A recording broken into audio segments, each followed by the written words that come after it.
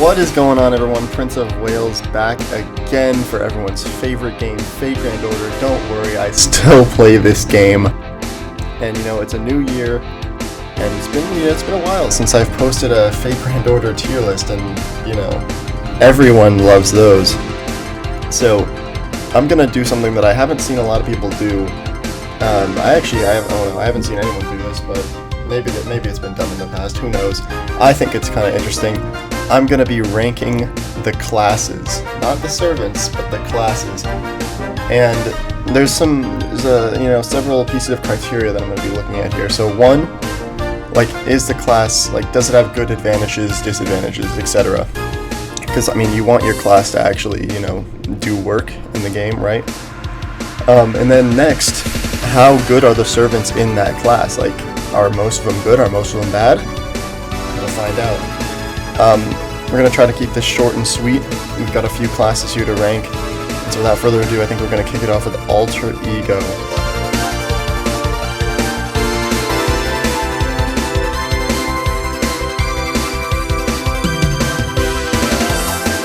Now, Alter Ego, I would personally say, I'm just going to put it here for now.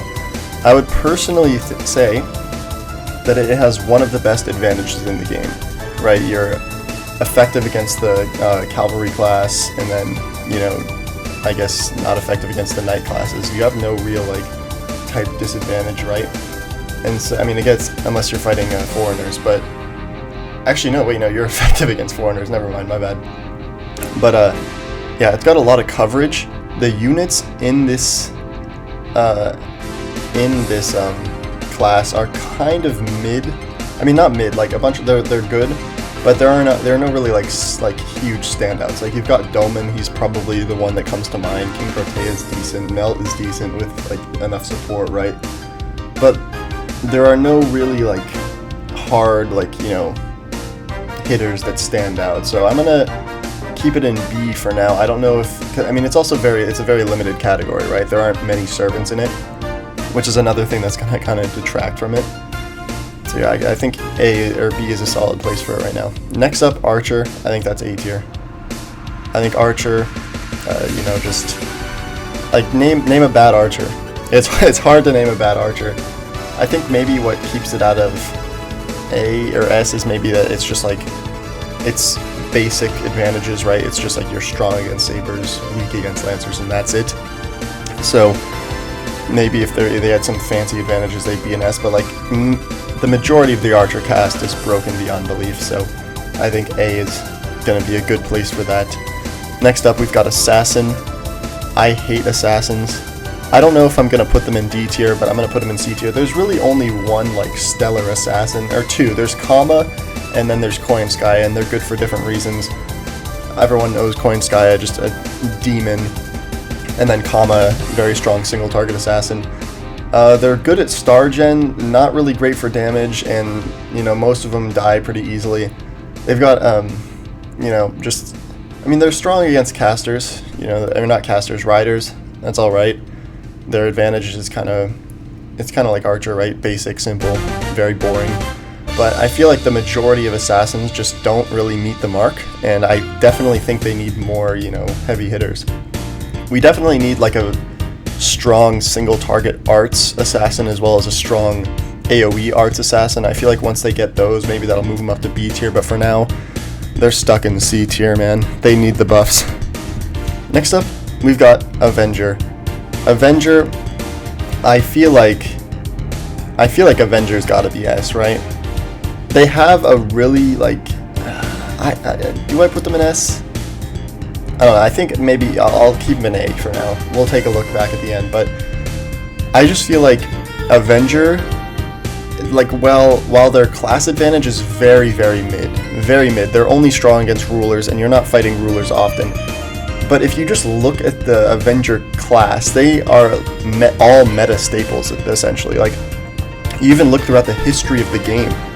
Dante's, he's still meta on NA, and then you look at Summer, Kama, you look at Space Ishtar, all of these just amazing farming units / challenge quest units, very high attack values. Most of them have low survivability, but I mean, I feel just how, you know, like all of them are meta staples. I feel like this has to be at least an A tier class, because they're pretty much all good. Pretty much all good. It's kind of like Archer in a way, right? Like bad class advantage, but you know, very good roster all around. So I give him a solid A tier. Next up we got Berserker. I feel so Berserker is kind of interesting, right? Because they're effective against every class except for Foreigner, but then they also are like, you know, they take extra damage from every class. So they're definitely glass cannons, right? And it's kind of you got a mixed spread here. Like most of them are pretty good, and then you got like another, you know, decent percentage that are bad. But I feel like, you know, I could put this in A or B. Like early game Berserkers, S tier. Early game Berserkers, S tier. If you've got a Herc, you're pretty much set for the game, right? You got a Coup Alter, early game, you're set.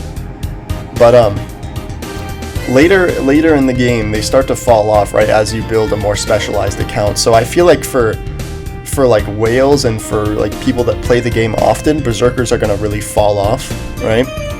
But for beginners, they're definitely an S tier, right? So I think B tier is solid, because again, they've got a pretty mixed list, right? You've got some really good ones like Arjuna Alta, for example, who's one of the best units in the game, but you know, he's never come back, which I mean, I don't know what they're doing.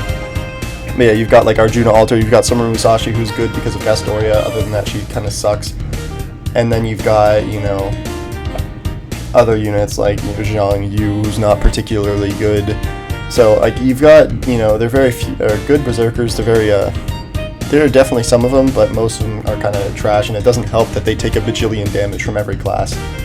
So yeah, I think B tier is going to be good, because it's kind of like, you know, factoring in that early game they are very good.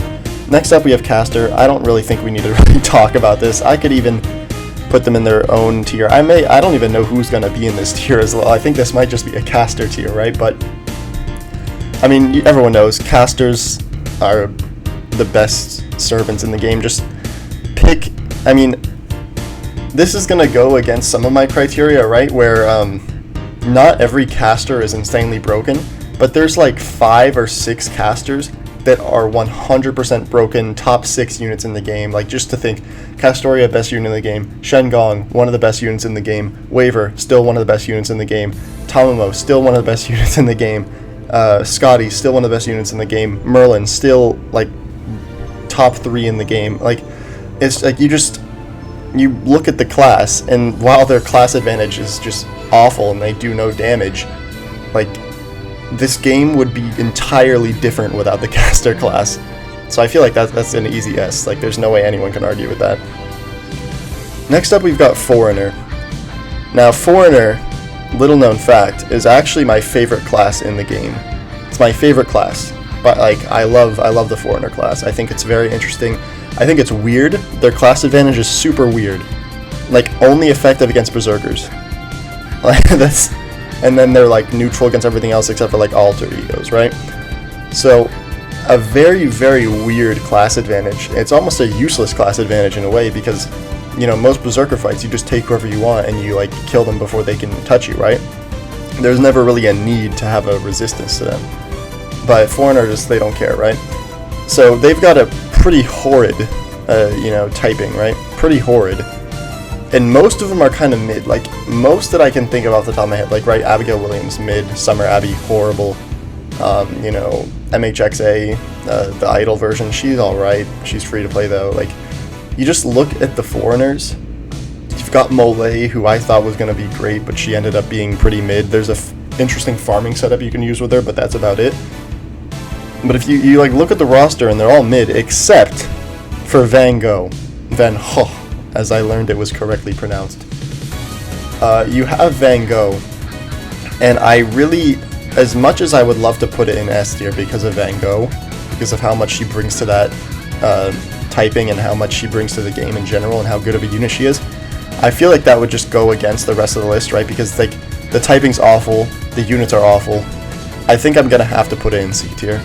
I don't know if Van Gogh is enough to bring it out of C tier, because like, if just looking at it on paper, Foreigner is an awful class to be.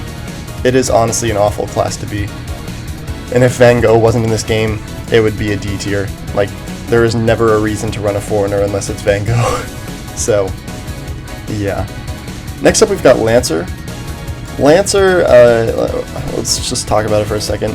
There's some good Lancers, right? Like, you know, Ryoma, who just came out, he's amazing, very good. You've got Enkidu, who's very good still. Melusine, who is like the best farmer in the game, best damage dealer in the game, like, you know, just pretty much best DPS in the game.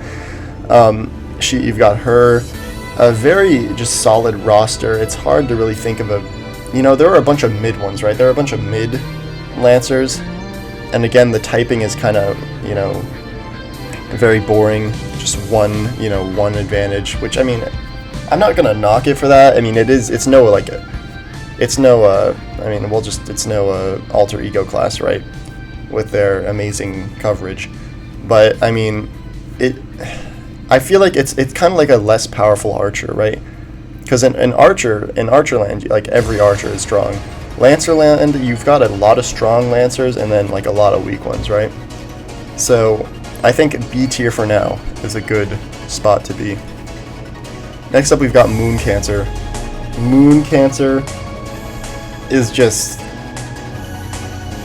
not only is it super limited, like there are 4 units or something that are on this typing, right? You've got both BBs, you've got the freaking Junico, and then you have Summer Kiara, right? Summer Kiara is good. BB is decent. She kind of fell off though. And then regular BB is mid, and Junico is pretty mid. But their typing is awful as well. Only effective against Avengers. Avengers, dude. Like, when are you ever gonna fight an Avenger? Like, Moon Cancer, like, when I said Foreigner is probably like the worst advantage, but like, you're at least gonna fight Berserkers, right? You barely fight Avengers in this game. And also, like, adding on to the fact that only really one of them is stellar, and there are only 4 units, and they're all extremely, like, you know, limited and difficult to get. Like, Junico, I guess you can get spooked by her. BB, you have to shill out rare prisms for that, which, I mean, unless you like BB, don't do that. Summer BB, very limited, and then Summer Kiara, she just got her 2nd rate up, you know, last year or so, or I mean, I guess, yeah, last year or so. You're never gonna pull her. So yeah, I think D tier has to go to Moon Cancer.